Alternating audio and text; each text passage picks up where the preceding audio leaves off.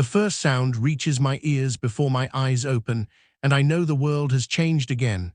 I lift my head from my paws and taste the air with a slow breath. Night has left its trace in the room. Coolness clings to corners. Dust, fabric, the faint scent of yesterday's steps. My nose gathers it all and sorts it without effort. This is how I wake, not with thoughts, but with information. I stretch my front legs forward, claws pressing lightly into the surface beneath me. Then I lengthen my back, muscles rolling awake beneath my coat. My tail moves once. I stand, shake my body from shoulders to hips, and feel my skin settle back into place. Before I eat, I check. I walk through the house with steady steps, nose low, ears turning as I move. My paws know these floors. I know where they creak and where they stay silent. I pause at the doorways, looking down each passage, listening for anything unfamiliar. The house holds my pack's scent. It is layered into furniture, into fabric, into the air itself. That scent tells me I belong here and that I am needed. At the main door, I stop. Outside is a separate world. Even through a sealed frame, I can smell it. Damp soil, faint smoke, other animals that passed before the sun arrived. I press my nose close and breathe again.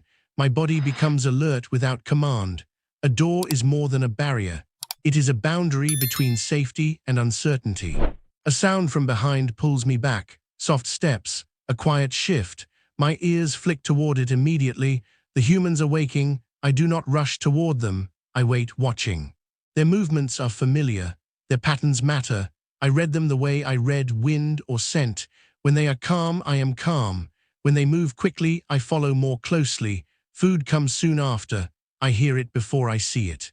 The clink of a bowl, the subtle scrape of kibble, the scent rising into the air. Hunger tightens my stomach, but I do not push forward. I stand still until the bowl is placed, then lower my head and eat with measured bites. Between mouthfuls, I pause to listen. My ears stay open even while I feed. That is instinct. Eating is safe, but it is also vulnerable. My pack may not think this way. My body does. Afterward, I drink. Water tastes like the container it rests in, and I learn from that taste. Then I clean my muzzle with a slow lick, and my paws with calm precision. I do not groom as carefully as a cat, but I keep myself ready. Morning brings movement. A leash is lifted. A hand reaches for it. I recognize the sound instantly. My body shifts forward, energy gathering in my chest. My tail lifts, not from excitement that feels human, but from readiness that feels old. Outside calls me with scent and sound and open space. When the door opens, the air rushes in like a message. I step out and stop immediately, scanning. My nose works harder now. The ground is full of stories. A bird landed here. Another dog passed near the fence. Something small ran through the grass. My eyes track shadows. My ears pull sound from distance. Then I move. Walking is work. It is also purpose. I keep close to my human, but I do not stop checking. I sniff posts, trees, corners. I leave my scent where it matters, not to challenge, but to communicate. This is where I was. This is where I belong. When we return home, the world grows quiet again. Midday is a slow time. The sun rises higher. Warmth settles into the house. I choose a place where I can watch without being in the way. A soft bed, a corner near the window, a spot where the floor is cool beneath my belly. I rest, but I do not vanish into sleep completely. Dogs sleep often, but not deeply for long. We wake easily. We listen for our pack. Our bodies are made to respond quickly, even after stillness. My eyes close, then open again. I adjust my head. I breathe and wait. A new sound comes suddenly, not inside, outside. A sharp bark in the distance, the scrape of footsteps, something moving near my boundary. My head lifts fast. My ears lock forward. My body rises. I go to the window. My breath becomes shorter. My nose presses close to the glass. I see movement outside. A stranger, another animal or a person passing too close. I cannot know intent, but my body prepares anyway. I stand still. I watch. My chest holds a low sound that I do not release yet. I wait for a signal from my pack. The humans remain calm. No sudden movement, no alarm. So I stay quiet too. The stranger passes. The sound fades. The world settles again. I step away from the window slowly, releasing the tension from my shoulders. I return to my resting place. I lower myself down carefully, as if the floor might still be uncertain. Afternoon light grows softer. The house fills with familiar scent again. I sleep more deeply now, because danger has not entered. Because the pack is near. Because I have watched enough.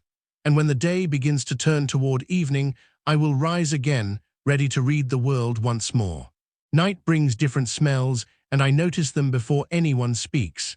The house grows still, lights dim, footsteps slow, the air becomes cooler, and sound travels farther through hallways. This is the time when my senses feel sharpest, not because I fear the dark, but because the dark makes everything simpler. I lift my head from the bed and listen. The humans settle into rest. Their breathing changes, their heartbeats become slower, their scent softens. These are signals that the pack is safe, but I stay awake longer. Dogs are shaped by watching. Even indoors, even with warmth and food, the instinct remains. We notice shifts, we track patterns, we respond. I walk once more through the house, quiet and steady. I stop near doors, near windows, checking the outside with my nose. The night air presses faintly through cracks. It carries distant life, other dogs, a cat moving low along a wall, insects humming near plants.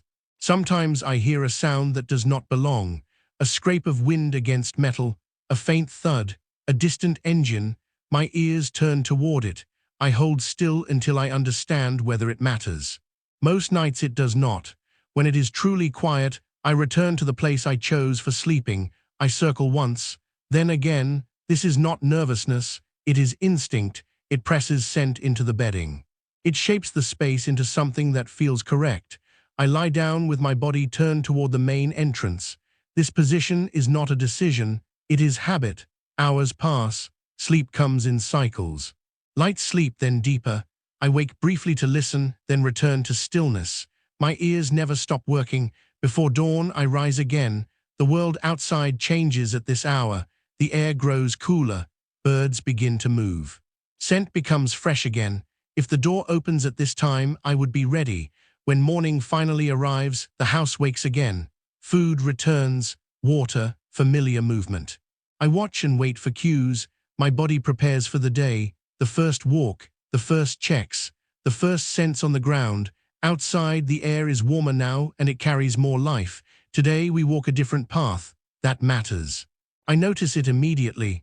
New streets, new scents, unfamiliar corners. My nose works harder. I sniff quickly, reading messages left behind.